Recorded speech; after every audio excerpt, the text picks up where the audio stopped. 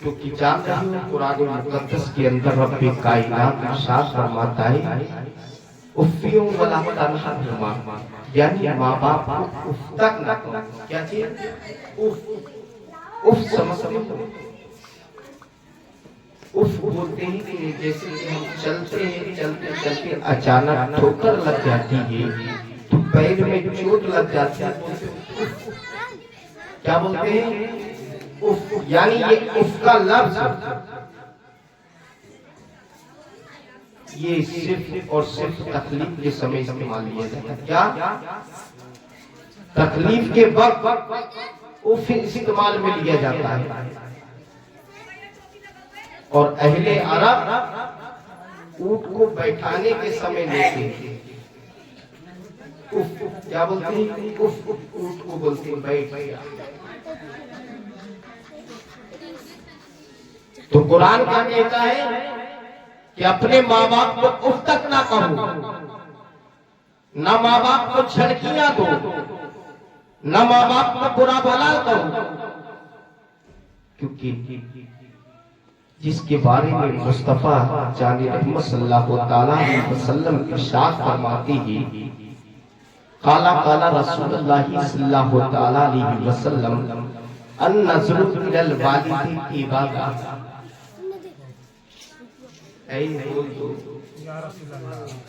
नबी फरमाते कि अन नज़रु इलल वालिदी इबादत, यानी माँ बाप का चेहरा देखा करो, माँ बाप का चेहरा देखना इबादत है। माँ बाप का चेहरा देखना इबादत है। मुझे बताओ, जब माँ बाप का चेहरा देखना इबादत है तो उनको मोहब्बत से गले लगाना कितना बड़ा सवाब है। माँ बाप की हकीकत तुम क्या जानोगे? किसी सहाबाए किराम ने पूछा था, या रसूल अल्लाह, माँ बाप का चेहरा देखना इबादत है तो कैसी? कहा, ए मेरी जानिसारो, तुम खानाई काबे का तवाफ करते हो, अगर कोई भारत से जाता है, अपने इस मुल्क से जाता है तो लाखों रुपए खर्च करके जाता है। क्या करके? लाखों रुपए खर्च करके जाता है, लेकिन याद रखना वो कहाँ जा रहा है? वो खाना काबे की ज़ियारत करने के लिए जा रहा है, वो हज के लिए जा रहा है। लाखों रुपए बर्बाद किए हैं, लेकिन उसकी मकबूलियत की गारंटी नहीं है, उसके कबूल होने की गारंटी नहीं है। मुस्तफा फरमाते हैं, सुबह सवेरे जो अपने माँ बाप का चेहरा देख ले, अगर उसके माँ बाप ने उसके चेहरे को देखकर मुस्कुरा दिया तो मुस्तफा फरमाते हैं कि उसका हज जाना उसकी गारंटी नहीं है कबूल होगा या नहीं होगा। लेकिन अगर जिसने अपने माँ बाप को खुशू और खुशू देख लिया तो नबी फरमाते हैं उसे एक हज मकरूर का सवाब, उसे एक हज मकरूर का सवाब इनायत किया जाता है। माँ बाप का कितना बड़ा मर्तबा है, लेकिन आज हम माँ बाप को बिल्कुल नहीं समझते। आज के नौजवानों का हाल तो ये है, जब तक शादी हो जाती है तो बड़े प्यार से अपने अपने को अब्बू जान देते हैं, लेकिन शादी हो जाती है तो उनकी लैंग्वेज चेंज हो जाती है। मैं जो आज समाज में जो रग है, तकलीफ दायक है, वो जुमले में बोल रहा हूँ। जो माँ बाप के लिए औलाद जो इस्तेमाल करती है उनकी लैंग्वेज चेंज हो जाती है। शादी से पहले माँ को माँ कहते हैं बड़ी प्यार से, शादी से पहले माँ को माँ कह लेते हैं, बाप को बाप कह लेते हैं, लेकिन शादी के बाद बाप को बाप कहने में शर्म आती है, उनकी लैंग्वेज चेंज हो जाती है। बुढ़ा और बुढ़िया क्या बोलते हैं? बूढ़ा और बुढ़वा, सास ससुर को भी बोलते हैं, बोलते क्या नहीं?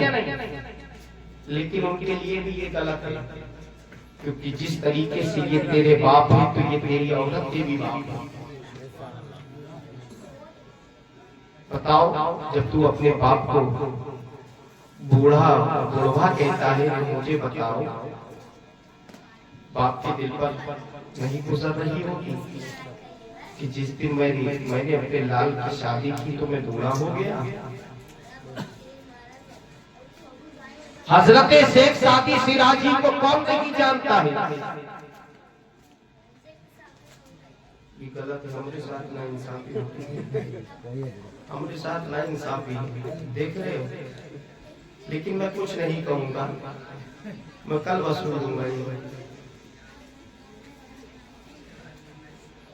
चलो कोई दिक्कत नहीं है, अल्लाह सलामत रखे, अल्लाह इनको सलामत रखे। बस मेरे लिए यही दुआ है कि जल्दी से इनके लिए दुल्हन आ जाए, है या नहीं? मैं क्या बोल रहा था? अरे याद दिलाओ, कुछ तो याद दिला दो।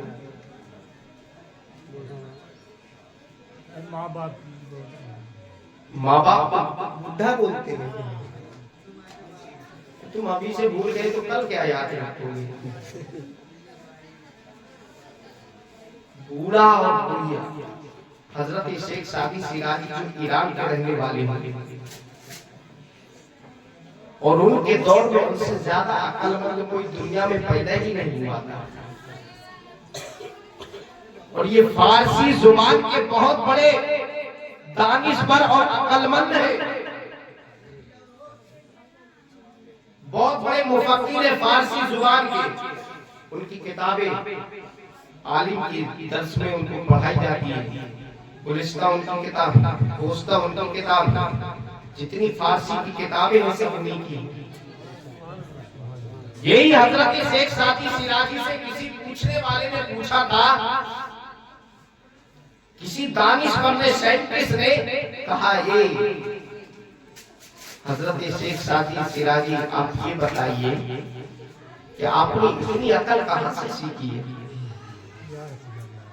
कि मैं साइंटिस्ट होकर मेरे दिमाग फेल हो गया, लेकिन आपने इतना दिमाग कहां से सीख लिया? कहा तुमको पता नहीं है, मैंने ये बेवकूफों से सीखा है। किससे? बेवकूफों से कोई अकल सीखता है? लेकिन हजरत शेख सादी सिराजी ने बेवकूफों से सीखा है, कम अकलों से सीखा है। और ये बात हकीकत है। तो वो भी साइंटिस्ट लोग हैरान हो गए, परेशान हो गए। दुनिया सीखती है, इल्मदार से इल्म सीखती है, इल्मदार से इल्म सीखती है, डॉक्टर से अपने तबीब सीखती है। लेकिन मुझे ये बताओ, आज तक दुनिया के अंदर कोई ऐसा पैदा नहीं हुआ है जो बेवकूफों से इल्म सीख रहा हो, अक्ल सीख रहा हो। कहा यही बात हकीकत है, बोले तुम्हें पता नहीं है। अगर जो काम बेवकूफ करता है तो मैं उसे पसंद नहीं करता, उससे बचता नजर आता हूँ। आज यही वजह है, बेअक्लमंद जो होता है वो खराब काम करता ही नहीं है, जो बेवकूफ होता है खराब काम करता है, मैं उससे परहेज कर लेता हूँ। क्या कर लेता हूँ? मैं उससे परहेज कर लेता हूँ। तो इसलिए इंसान अक्लमंद वो होता है जो अपने आप को दानिशवर समझता है। तो आज इन्हीं में से किसी को कह दो जानवर, तो याद रखना है वो तुझे काटने के लिए दौड़ेगा। जानवर कह दोगे ना, इतना बुरा मुंह कहेगा। अगर उसी को कह दो शेर तो कितना खुश होगा। ये ना पता कि शेर भी जानवर है। इंसान की अकल इतनी सी है, अगर उससे कहो ये इंसान जानवर है, फलाने का लड़का जानवर है, तो तुम्हारे दिल पे ठेस पहुंचेगी या नहीं? कि तुम्हारी अकल देखो, अकल। अगर ये कह दो फलाना का बेटा शेर दिल है, क्या है? अरे शेर भी तो जानवर है। बोलो, तो इंसान की अकल कितनी है? अकल उसको इस्तेमाल में ले ले। जानवर तो यही हजरत शेख सादी सिराजी फरमाते हैं कि अपने माँ बाप को बूढ़ा कहने वालों, हजरत शेख सादी सिराजी फरमाती है कि इंसान उम्र से बूढ़ा नहीं होता। ये डॉक्टर साहब भी बैठे हुए हैं, उनसे पूछ लेना कि इंसान उम्र से बूढ़ा नहीं होता, जिस्म से बूढ़ा नहीं होता, ताकत से बूढ़ा नहीं होता है। हजरत शेख सादी सिराजी फरमाते हैं इंसान अक्ल से बूढ़ा होता है। क्या से होता है? अक्ल से। जब अक्ल से बूढ़ा होता है, वो बाप जिसने उंगली पकड़कर चलाया वो कैसे बूढ़ा हो सकता है? वो बाप जिसने रिश्तेदारों की पहचान बताई वो कैसे बूढ़ा हो सकता है? वो बाप जिसने शऊर दिया है वो कैसे बूढ़ा हो सकता है? वो बाप जिसने हमें समझ दी है वो कैसे बूढ़ा हो सकता है? अगर तेरी जिंदगी बुरा जाएगी वो बाप बूढ़ा नहीं होगा। जिसने तेरे बचपन से बचपने का शऊर दिया है तो वो बाप कैसे बूढ़ा हो सकता है? वो बाप कभी बूढ़ा नहीं हो सकता। लेकिन कभी अपने बाप की शान में ये जुमला मत बोलो, ऐ बाप है वो क्या है? बाप है वो अपने दिल से, सही दिल से, मोहब्बत से बोल रहा है। लेकिन ऐसे गलत जुमले मत बोलो जो बाप के दिल पर ठेस पहुंचे। मामा को हम बड़े प्यार से कहते हैं मामा, माँ को मामा जानते हो ना? ये आज दुनियावी भाषा और लैंग्वेज को लेकर मैं बोल रहा हूँ। मामा तो मामों को मिलकर एक मामा जमा होता है। बोलो मामा बोलते हैं या नहीं? आए मामा को अगर यही कह गए मेरे बाप के साले, बताओ कोई गलत है? नहीं गलत है ना? बोलो ऐ बाप का साला है तभी तो मामा हुआ। नहीं, क्योंकि उसके लिए तौहीद है। जब बड़ी तौहीद उसके लिए है। तो मुझे बताओ वो बाप है जिसके बारे में मुस्तफा फरमाते हैं कि बाप जन्नत का दरवाजा होता है। वो माँ है जिसके बारे में नबी फरमाते हैं कि उसके कदमों तले जन्नत है। हम कैसे उसको गंदी और लैंग्वेज इस्तेमाल कर सकते हैं? क्योंकि इनका अदब हमारे लिए बहुत जरूरी है। इनका अदब हमारे लिए बहुत जरूरी है। आज हम बड़े बड़ी गौसे आजम को बहुत ही दिल से मानते हैं क्योंकि ये वलियों के सरदार हैं। क्या है? ये वलियों के सरदार है। सरकार गौसे आजम वो गौस है। अगर जिस वली के दिल में गौसे आजम की मोहब्बत नहीं वो वली हो ही नहीं सकता। यही गौसे आजम जिनकी रजाई माँ जानते हो या नहीं? एक हकीकी माँ होती है, एक रजाई माँ होती है। हकीकी माँ वो होती है जिसने 9 महीना शिकम के अंदर अपने लाल को परवान चढ़ाया, वो हकीकी माँ होती है। और रजाई माँ वो होती है कि जिसने हमें परवान चढ़ाया, कि जिसने हमें पाला पोसा, जिसने अपने कलेजी का खून दूध की शक्ल में पिलाकर हमें बड़ा किया। वो होती है रजाई माँ। जो नबी के दौर में चलता था कि दानिया दूध पिलाती थी, तो वो गौसे आजम के भी दौर में था। तो इसी तरीके से सरकार गौसे आजम है। माँ का मर्तबा देखिए, हकीकी माँ और रजाई माँ। सरकार गौसे आजम है। हजारों का मजमा लगा हुआ है, आपकी चाहने वालों की महफिल सजी हुई है। तमाम चांदिसान आप मौजूद है, तमाम चाहने वाले पर मौजूद है। लेकिन अचानक क्या देखते हैं कि आपकी रजाई माँ आ जाती है। अल्लाह अकबर। कौन सी रजाई माँ? जिसने दूध पिलाया है वो माँ आ गई है, जिसने पाला पोसा है वो माँ आ गई है, जिसने तो आपको बड़ा किया है वो माँ आ गई है। सरकार गौसे आजम अदब के लिए खड़े हो गए हैं। जैसे ही अदब के लिए गौसे आजम खड़े हुए हैं, तमाम जानिसार भी खड़े हो गए हैं, तमाम आपके मुरीदीन खड़े हो गए हैं। सरकार गौसे आजम ने अपनी माँ के चरणों को चूमा है और चूमने के बाद अपने उस बिस्तर पर बैठाया है। और बैठाने के बाद कहते हैं मेरी प्यारी माँ, आपने कैसे तकलीफ उठाई। अगर अब्दुल कादिर जिलानी को खबर कर देते मैं खुद ही तशरीफ लेकर आ जाता।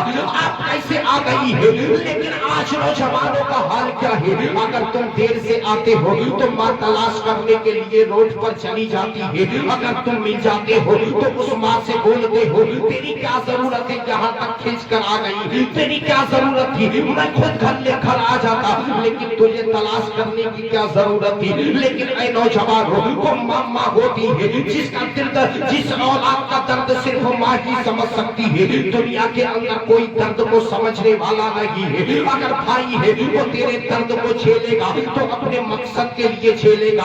अगर तेरी तकलीफ को बहन झेलेगी तो अपने मकसद के लिए झेलेगी। दुनिया के अंदर चाचा तेरे दर्द को सहेगा, वो अपने मकसद के लिए सहेगा। लेकिन जब माँ अपने लाल के दर्द को सहती है, कोई मकसद के लिए नहीं सहती है, अपने तमाम हसरतों को लेकर सहती है। क्योंकि याद रखना वो माँ है, उसको तुम कहते हो डांट करके तू क्यों आ गई यहाँ तक, मैं खुद ही आ जाता, तुझे पता नहीं है। अगर 1 घंटा रात में तारीकी से तू आता है तो माँ का दिल धड़कने लगता है, मेरे लाल को आज लेट क्यों हो गया, आज मेरा लाल इतनी देर हो गई है अभी तक आया नहीं है। दरवाजा ताकती ही रहती है, लेकिन तू घंटों घंटों बाहर रहता है, लेकिन तुझे कुछ एहसास नहीं होता है। अगर माँ तेरे पास पहुंच जाती है तो कहता है तू क्यों आई है, मैं खुद ही आ जाता। लेकिन याद रखना तू उसके दर्द को नहीं समझ रहा है। आज ये तेरे माँ बाप जिंदा है, तू इनकी तकलीफ को नहीं समझ रहा है। याद रखना अगर तू रात की तारीकी में लेट से आता है तो जब माँ दरवाजा खोलती है तो तुझसे कहती है लाल तू इतनी रात में कहा गया था, तू जल्दी आ जाया कर। तो उसको डांट कर बोल रहा है, जिस दिन तेरे माँ बाप इस दुनिया से कुछ हो जाएंगे उस दिन तुझे एहसास होगा। दुनिया के अंदर इंसान बहुत नजर आएंगे लेकिन तेरा बाप नजर नहीं आएगा। दुनिया के अंदर बहुत औरतें नजर आएगी लेकिन तेरी माँ नजर नहीं आएगी। लाओ दुनिया के अंदर तुझे अलग अलग नामों से पुकारने वाले बहुत नजर आएंगे लेकिन एक लाल कहकर पुकारने वाला कोई नहीं। लाल कहकर पुकारने वाला कोई नजर नहीं आएगा। इसलिए माँ बाप को छुट्टियां मत दिया करें, माँ बाप को तकलीफ मत दिया करें, क्योंकि माँ बाप बहुत बड़ी नेमत है, औलाद के लिए बहुत बड़ी नेमत है। अगर समाज के अंदर जो तेरी कदर है ये माँ बाप की बदौलत है। बोलो, समाज में लोग जान रहे हैं कि माँ बाप की बदौलत है। वरना अगर इनके नाम की अहमियत पूछना है, नाम की सिर्फ बाप की नहीं नाम की, अगर नाम की अहमियत पूछना है तो आदत कार्ड से अपना नाम हटा, अब बाप का नाम हटा दो। अगर तुम किसी स्कूल में चले जाओ अपना नाम ना बताओ, अपना नाम बताओ और बाप का नाम ना बताओ तो लोग क्या कहेंगे? बोलो क्या कहेंगे? किसी यूनिवर्सिटी में चले जाओ अपना नाम बताओ, बाप का नाम ना बताओ तो लोग क्या कहेंगे? जब नाम की इतनी बड़ी फजीलत है कि तुझे मुमताज कर दिया और उस जात को दिल से लगा लोगे तो कितना बड़ा मर्तबा मिल जाएगा। क्योंकि ये माँ बाप बहुत बड़ी नेमतें हैं। आज इंसान परेशान क्यों रहता है? तुम परदेश जाते हो या नहीं? अक्सर मैंने लोगों को देखा है परदेश चले जाते हैं, 10-10 साल नहीं आते। कितने 10-10 साल नहीं आते, माँ बाप से लड़कर जाते हैं। तो जब वो 10 साल नहीं आते हैं तो उनकी खबरें आती है। क्या आती है? खबरें कि फला नौजवान 10 साल अपने घर नहीं गया था, एक्सीडेंट में मारा गया। फला इंसान साल भर हो गया अपने घर नहीं गया, ट्रेन से कटकर मर गया। क्यों? कि जो माँ बाप से नाराज होकर जाता है। क्योंकि नबी फरमाते हैं वही हादसे का शिकार होता है जो माँ बाप से नाराज होकर जाता है, और जो माँ बाप से राजी होकर जाता है। तो मुस्तफा फरमाते हैं वो 1 साल नहीं, 2 साल नहीं, 3 साल नहीं, 5 साल तक वो घर पर नहीं आएगा।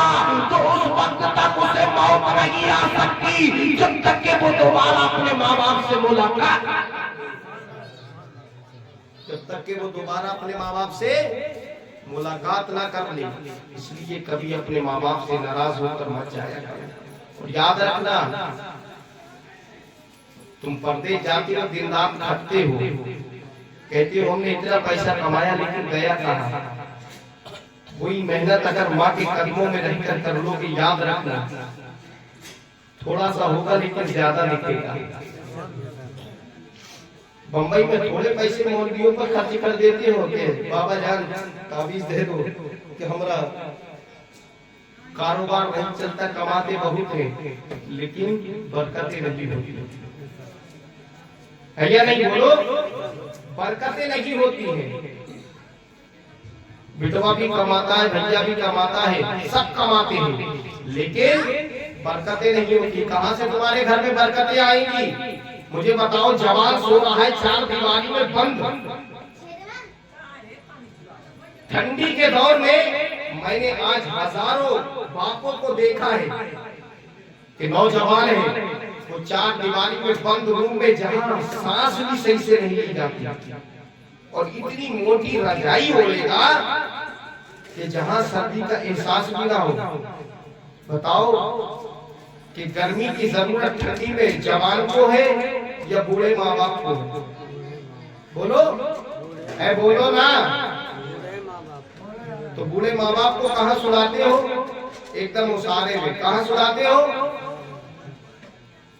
और रजाई तुम्हारे सर पर जो रहती है, जिस्म पर तनी हुई वो रजाई में बताऊं इतनी वीआईपी होती है कि दिन में भी लेट जाओगे तो रोशनी नहीं होगी, अंधेरा होगा जैसे रात है। अगर बाप के पास जो रजाई पड़ी हुई है देखोगे ना, अगर सोओगे तो ऐसा लगता है कि सारे सितारे इसी रजाई में दिख रहे हैं। इतनी टूटी हुई रजाई बाप को देते हैं। खुदा के लिए वो बाप किसी से शिकायत करने नहीं जाता। तो तुम्हारे घरों में बरकतें आएंगी माँ बाप को दुख देकर? मुझे बताओ, बाप को गर्मी की ठंडी में जरूरत ज्यादा है, इसको है बाप को अंदर सुलाया करो, क्योंकि बाप शर्म के मारे अंदर नहीं जाता है, उसको जबरदस्ती अंदर सुलाया करो। कि गर्मियों में आप बाहर सो रहे हो ठीक है, लेकिन मैं सर्दियों में नहीं सोने दूंगा। तो इसीलिए अपने माँ बाप को तकलीफ दे लायक चीजें उन पर रखो मत। ठंडी में अंदर करो, गर्मी में उनको गर्मी की ज्यादा जरूरत रहती है तो उनको गर्मी का इंतजाम करके दो, क्योंकि तुम तो कूलरों में सो जाते हो। शादी के बाद जो मैके से लेके आती है वो भी तुम लगा लेते हो, जो घर का रहता है वो भी कूलर लगा लेते हो, लेकिन बाप को देते हो? नहीं देते हो।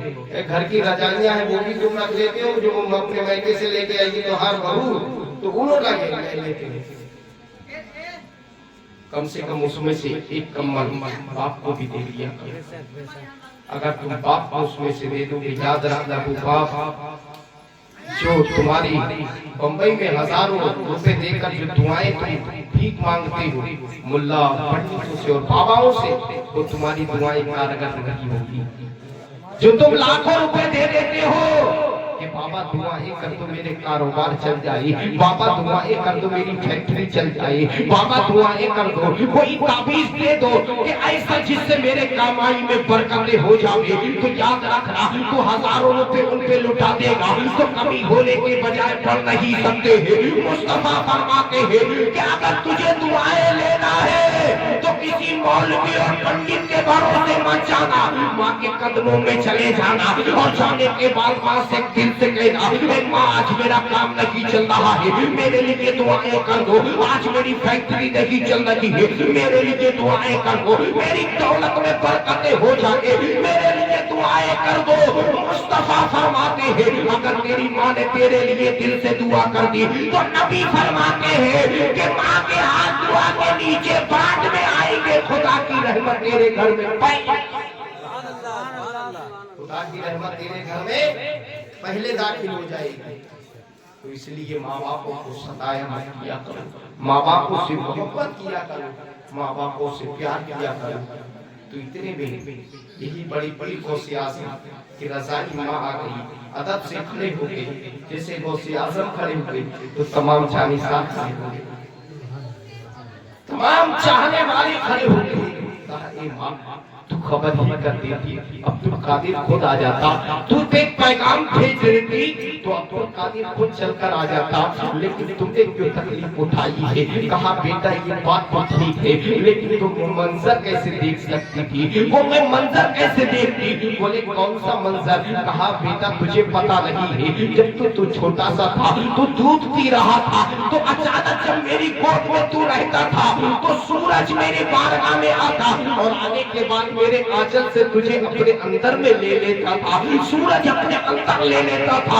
सरकार गौसे आज़म फरमाते हैं, ऐ मेरी प्यारी माँ, वो मेरा बचपना था जो सूरज अपने अंदर में ले लेता था। आज अब्दुल कादिर बड़ा हो गया है, आज अब्दुल कादिर जवान हो गया है, ऐसे हजारों सूरज आ जाए वो अब्दुल कादिर में समाते नजर। सरकार गौसे आज़म एक रजाई माँ का कितना अदब कर रही है, अदब से खड़े हुए।